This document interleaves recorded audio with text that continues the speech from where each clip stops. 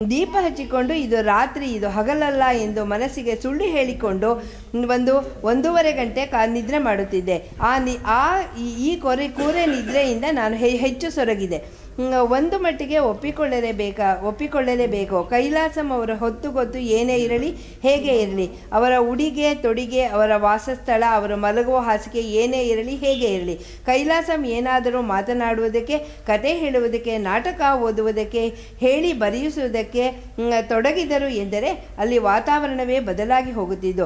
ಶ್ರೀ ಕುವೆಂಪು ಹಾಡಿಲ್ಲವೇ, ಕುಮಾರವ್ಯಾಸನು ಹಾಡುವನೆಂದರೆ ಕಲಿಯುಗ ದ್ವಾಪರವಾಗುವುದು.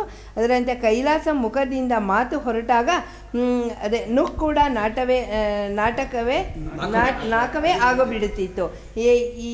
ಆ ಇರುಕಿನಲ್ಲಿಯೇ ನಾಲ್ಕಾರು ಜನ ತುರುಕಿ ಕುಳಿತುಕೊಂಡು ಕೈಲಾಸಂ ಅವರ ವಾಣಿಗೆ ವಶವಾಗುತ್ತಿದ್ದೆವು. ಆದ್ದರಿಂದಲೇ ಅವರು ಹೇಳಿ ಕಳುಹಿಸಿದಾಗ ಹೇಗೋ ಮಾಡಿಕೊಂಡು ನಾನು ಸಿದ್ಧನಾಗುತ್ತಿದ್ದೆ. ಕೈಲಾಸಂ ಅಂತಹವರ ಬಳಿ ಶಿಷ್ಯವೃತ್ತಿ ನನಗೆ ದೊರೆತಿದ್ದು ನನ್ನ ಪುರಾಕೃತ ಪುಣ್ಯವೆಂದು ಭಾವಿಸಿದ್ದೆ.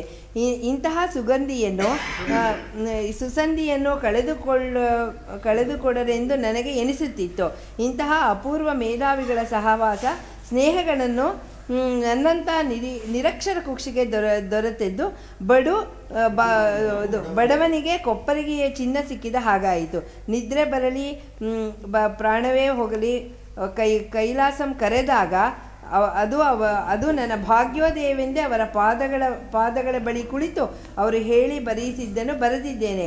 ದೇಹವನ್ನು ಅಷ್ಟು ದುಡಿಸಿ ಆರೋಗ್ಯ ಧರ್ಮಗಳನ್ನು ಅತಿಕ್ರಮಿಸಿ ಆಗ ನಾನು ಮಾಡಿದ ಸೇವೆಗೆ ಈಗಲೂ ಸಂತೋಷ ಪಡುತ್ತೇನೆ. ಸ್ವಲ್ಪ ಚೆನ್ನಾಗಿ ಶ್ರಮ ಕೊಟ್ಟೆ, ಆದರೆ ಭಾಳ ಚೆನ್ನಾಗಿತ್ತು.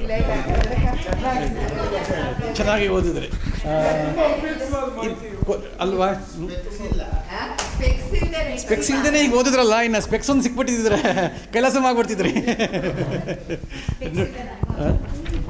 ಈಗ ಇನ್ನು ಹೆಚ್ಚು ಕಮ್ಮಿ ಎಲ್ಲ ಮುಗಿತು ಅನ್ಸುತ್ತೆ. ನಾವು ಮುಗಿಸೋಣ. ಕೊನೆಯದು ಒಂದು ಮಾತ್ರ, ಕೊನೆ ಪೇಜಿಂದ ಯಾರಾದರೂ ಹೇಳೋಗಿದ್ರೆ ಕೈಲಾಸಂ ಅವರೇ ಬರೆದಿರೋದು ಪದ್ಯ ಇದು. ಅದಕ್ಕೆ ಮುಂಚೆ ಮಾತಾಡ್ತೀನ, ಅವ್ನು ಮ್ಯೂಟ್ ಹಾಕೊಂಡು ಮಾತಾಡ್ತಿದ್ದಾರೆ. ಅವ್ನು ಅವಾಗಿಂದ ಮ್ಯೂಟ್ ಹಾಕೊಂಡು ಮಾತಾಡ್ತಾ ಇದ್ದಾನೆ. ಮ್ಯೂಟ್ ಹಾಕೊಂಡು ಹೇಳ. ಓದ್ತೀಯಾ? ಲಾಸ್ಟ್ ಒಂದು ಓದ್ತೀಯಾ?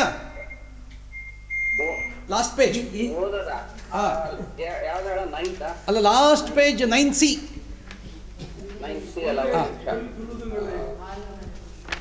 ಇದು ಒಂಥರ ಇದು ಉಪಸಂಹಾರ. ಇದನ್ನು ಕೈಲಾಸಂ ಅವರೇ ಬರೆದಿದ್ದು ಅಂತ ಅನ್ಸುತ್ತೆ ನನಗೆ. ನಾನು ಹುಡುಕದೆ ಅದು ಯಾರಾದರೂ ಬೇರೆಯವರು ಬರೆದಿರೋದ ಅಂತ ಸಿಕ್ಕಲಿಲ್ಲ ನನಗೆ. ಎಲ್ಲೂ ಓದಿಲ್ಲ ನಾನು ಕೈಲಾಸಂ ಬರೆದಿದ್ದು ಅಂತ. ಆದರೆ ಕೈಲಾಸಂ ಪುಸ್ತಕದಲ್ಲಿ ಇದು ಖಂಡಿತ ಇದೆ. ಬಹಳ